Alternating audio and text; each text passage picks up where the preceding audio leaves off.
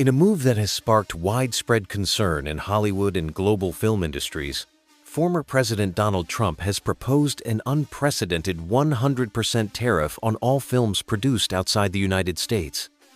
This potential policy measure, framed as a means of protecting the American film industry and national security, could fundamentally alter how films are created, distributed, and consumed globally. This report explores the rationale behind Trump's proposal, its historical context, potential economic and political consequences, and the significant challenges it faces. President Trump announced his proposal through a post on his social media platform, Truth Social. He expressed intentions to impose a 100% tariff on all films entering the country that are produced overseas. Trump cited concerns about the American film industry dying a very fast death, arguing that other nations provide substantial incentives to filmmakers and studios to produce films abroad. Trump labeled this situation as a coordinated effort by other nations, calling it a threat to national security due to foreign messages and propaganda. His rhetoric carried a strongly nationalist tone. "We want movies made in America again." Trump's argument is grounded in the perception that attractive foreign incentives such as tax breaks and subsidies create an uneven playing field, undermining American filmmakers. Earlier this year, Trump appointed prominent actors Sylvester Stallone, Mel Gibson, and Jon Voight as special envoys, tasked with bringing filmmaking back to the U.S. However, substantial uncertainty remains regarding the implementation details of this tariff. It is unclear whether it would apply to streaming services, television shows, films already in production, or exclusively theatrical releases. Given the prevalence of international co-productions and overseas filming, clearly defining what constitutes a foreign film poses significant challenges.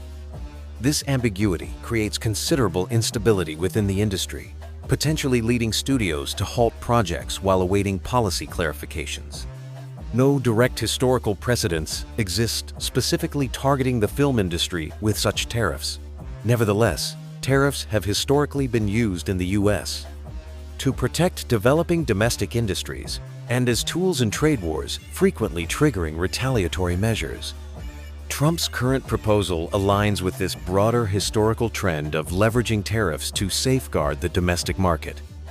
The U.S. has previously enacted tariffs on cultural products, notably alcohol, which led to significant social and political unrest, including the Whiskey Rebellion and the Tariff of Abominations.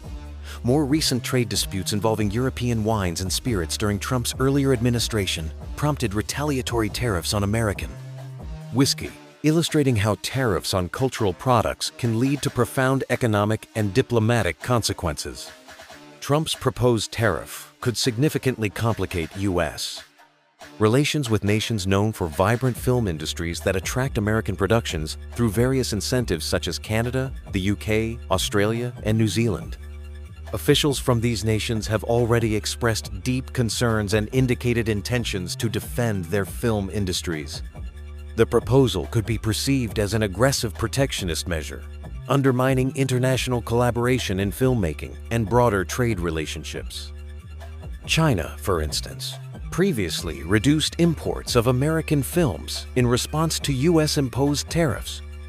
There is a risk that other nations might follow suit, restricting American films' access to their markets. Such retaliatory actions could severely damage Hollywood, which relies heavily on international box office revenues. Implementing a 100% tariff would dramatically increase production costs for films involving international elements. Major studios and independent filmmakers alike could see budget constraints intensify, potentially leading to fewer film productions or significant budget cuts elsewhere. Hollywood studios responded immediately to Trump's announcement with falling stock prices for major entertainment corporations like Netflix, Disney, Warner Brothers, Discovery, and Paramount. There is considerable uncertainty regarding disruptions to existing production models, often dependent on international filming incentives and cost savings. Independent filmmakers, heavily reliant on international co-productions and tight budgets, face particularly severe consequences. Financing and distribution deals could become significantly more challenging, with industry insiders warning this could devastate the independent sector, making many low to medium budget films financially unviable. The impact on streaming services such as Netflix, Amazon Prime Video, and Disney Plus remains unclear, but could profoundly alter their business models, potentially leading to increased subscription fees, reduced content libraries, or a shift toward more domestic productions. Though Trump's goal is to repatriate production, the American film industry has faced production declines due to numerous factors, including overseas incentives and rising costs in locations like Los Angeles. Countries such as Canada and the UK offer substantial incentives to attract filmmakers. While some production might return to the US, tariffs alone may not reverse this trend and could harm existing international cooperation. Consumers might ultimately bear the burden through higher ticket prices for foreign films or reduced availability of international content on streaming platforms. The proposed tariff faces significant legal hurdles, notably due to the Berman Amendment to the International Emergency Economic Powers Act, which explicitly limits presidential authority to regulate informational materials such as films, books, and music. Legal experts suggest this amendment could pose a serious barrier to Trump's tariff implementation. Similar legal precedents arose during Trump's earlier attempt to ban TikTok. Additionally, the tariff could violate World Trade Organization (WTO) regulations, potentially triggering retaliatory measures from nations with co-production agreements or significant film industries. A 100% tariff could be seen as protectionist, contradicting WTO principles promoting free trade. Furthermore, clearly defining a foreign film in an era of international co-productions and multinational filming locations is inherently complicated, potentially making tariff enforcement arbitrary and problematic. International reaction and potential retaliation.